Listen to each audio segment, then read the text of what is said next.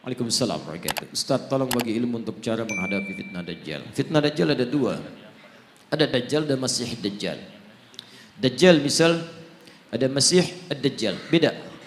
Kalau Masih Ad-Dajjal itu makhluknya tanda akhir zaman. Kalau Dajjal disebutkan itu biasanya sifat-sifat yang menyerupai sifat Dajjal. Contoh, kita ambil misalnya di hadis riwayat Muslim. Di kitabnya halaman 111 jilid pertama, posisi paling kiri sebelah atas, bab yang keempat, hadis nomor 6, riwayat hadis Abu Hurairah radhiyallahu taala anhu. Kalau ingin mirip bukunya cari syarah Sahih Muslim, syarah Imam An-Nawawi. Saya punya 9 jilid warna biru dongker, cetakan tahun 2002. Saya beli 26 jilid di Husainiyat di Mesir, cetakan Darul Hadis. Lihat baik-baik hadisnya. Sayati akan datang alaikum pada kalian semua fi akhir zaman, di akhir-akhir masa kehidupan, dajjaluna kadzabun. Disebutkan dajjal, jamak lagi bentuknya. Para dajjal, kadzabun yang terbiasa berdusta. Baik, apa dustanya? Ternyata bukan urusan dunia. Kalau dusta urusan dunia, zaman jahiliyah juga sudah ada.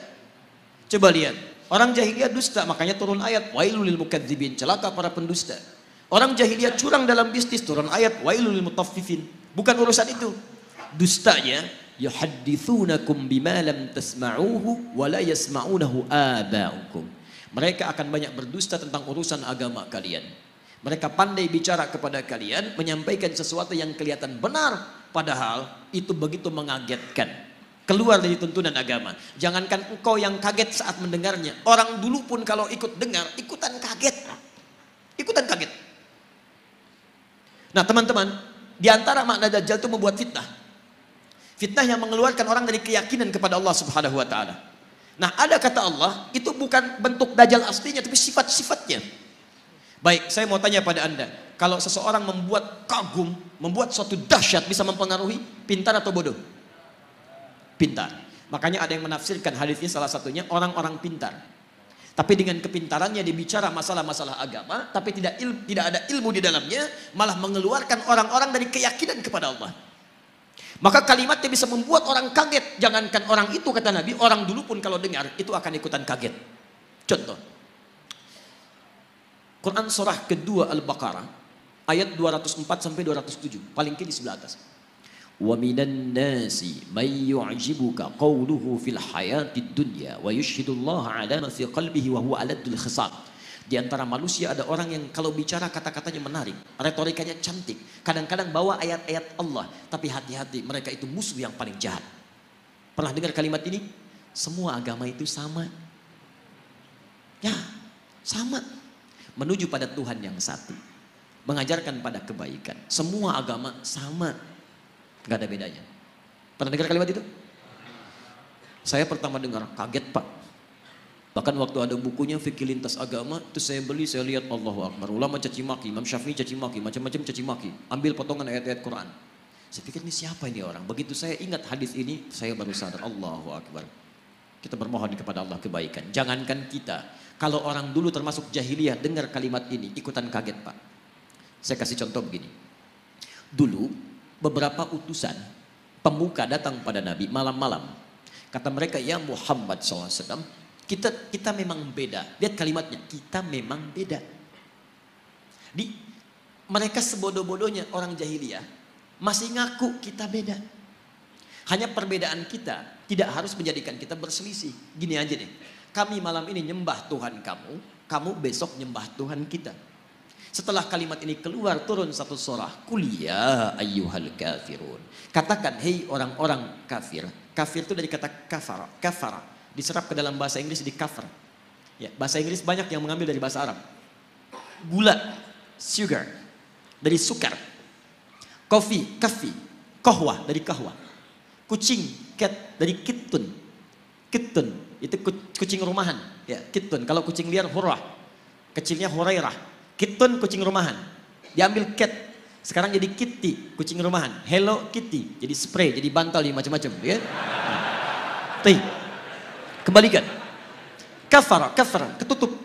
Yang tertutup. Orangnya kafir yang menutup diri. Jadi misal, ini misalnya spidol. Tertutup begini, ini cover, ada cover, tertutup. Buku ada covernya, isinya tidak bisa kelihatan. Kalau saya sengaja menutup diri supaya tidak kelihatan, saya balik ke sini misalnya. Kelihatan saya, ada penampakan, ya kan? Nah itu, nah ini kafir, orangnya kafir itu yang menutup diri. Sopan bahasanya. Makanya ketika orang Arab ini orang Arab fasih, paham bahasa Arab, ngerti bahasa Arab, dipanggil kafir oleh Quran, mereka nggak marah. Kenapa? Bahasanya sopan. Hei orang-orang yang masih menutup diri dari hidayah. Kami memang masih menutup diri kok. Maaf saya lompat sebentar. Maksud saya gini, zaman ini agak aneh sebetulnya. Ada orang Arab, asli Arab, paham bahasa Arab, paling fasih bahasa Arab, disebut kafir, gak marah. Orang sekarang, bukan orang Arab, gak tahu bahasa Arab, gak fasih bahasa Arab, disebut kafir. Apa? Masya Allah. Ya. Kita masih lembut Pak, kita tuh halus, Islam tuh halus. Ya. Jadi mohon maaf, antum tuh makhluk halus sebetulnya, lembut. Baik, lembut baik, kata-katanya baik. Kalau antum kasar, antum bukan muslim antum. Makanya sama orang lain lembut. Kita pun kalimat-kalimatnya lembut, coba bandingkan. Saya punya koleksi beberapa kitab yang lain, tapi nggak perlu saya sebutkan. Di satu kitab, orang yang tidak sekeyakinan itu disebut dengan domba, tersesat lagi, domba-domba yang tersesat. Kita masih halus tuh, menggunakan kata kafir. Tapi ini perbandingan, kalau tidak sepakat kita dialogkan ya. Dia jangan cepat marah, saya pulang dari sini jadi tersangka lagi gitu. Nah, sekarang lihat. Kata orang jahiliyah ini, kita memang beda. Sejahiliyah-jahiliyahnya dia mengatakan kita beda.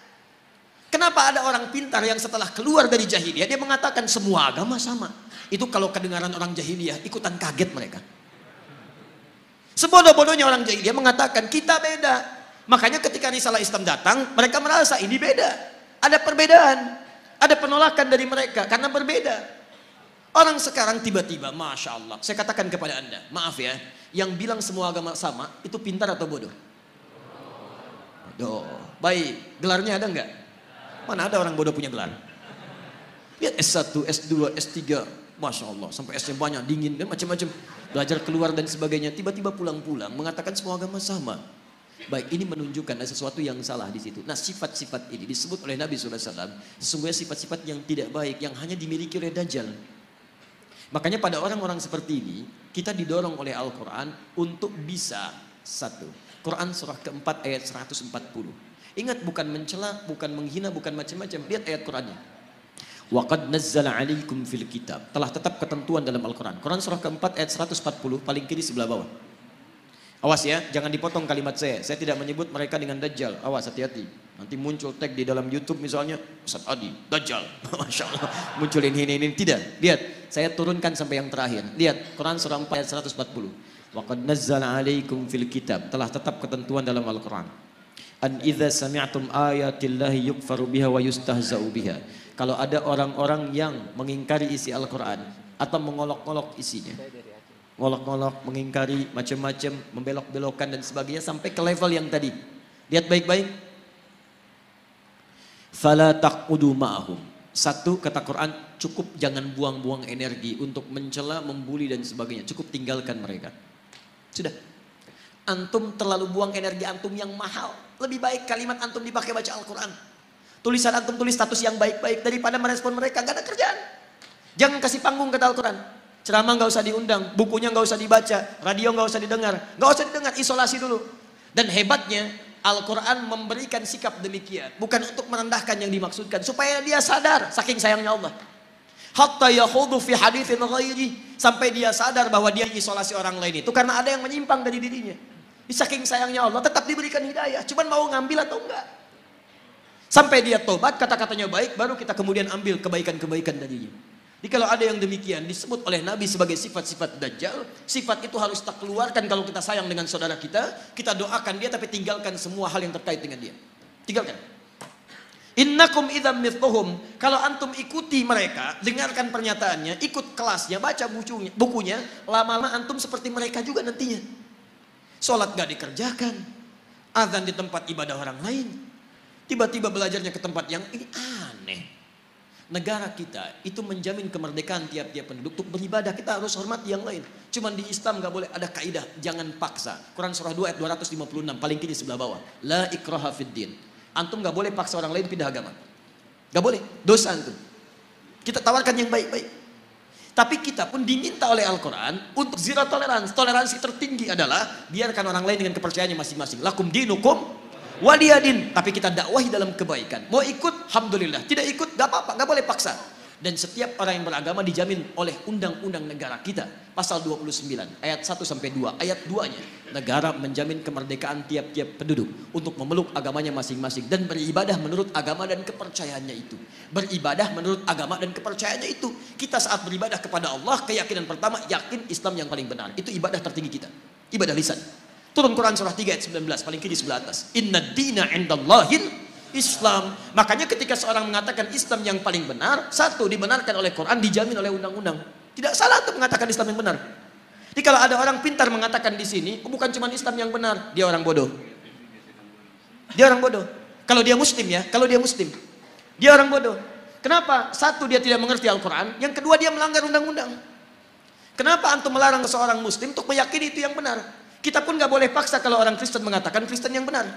Hindu mengatakan Hindu yang benar, itu keyakinan dia. Tugas kita cuma berdakwah, menyampaikan risalah. Mana di antara kebenaran itu yang menuju kepada Tuhan yang paling benar? Sampaikan kebaikan. Tapi ketika seseorang muslim mengatakan cuma Islam yang benar dan dipersoalkan itu, artinya satu, dia tidak mengerti Al-Quran, yang kedua dia melanggar undang-undang.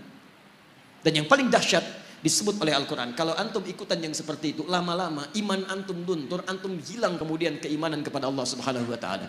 Orang seperti itu disebut oleh Quran langsung dengan munafik dan akan masuk neraka jahanam yang pertama kali. Jadi penghuni neraka jahanam bukan orang kafir pertama kali, orang munafik. Lihat ayat ujungnya. Innallaha jami'ul munafiqin wal kafirina fi jahannam jami'a. Maka Allah akan himpun orang munafik ini bersama orang kafir di neraka jahanam. Munafik disebut dulu, baru orang kafir, neraka jahanam. Ya, maaf ya kalau urusan akidah saya tegas ya. Saya tidak ingin ada sahabat-sahabat saya, saudara saya kemudian terperosok dalam keburukan. Karena itu kalau ada yang menyimpang seperti itu, jangan dulu kita keluar kalimat yang tidak bagus, tidak, kita doakan, solasi, arahkan pada kebaikan. Dia ikut, alhamdulillah, tidak ikut, biarkan. Nah itu yang terbaik. Jelas ya? Halo, kenapa tegang begini? Wah, 7 menit lagi.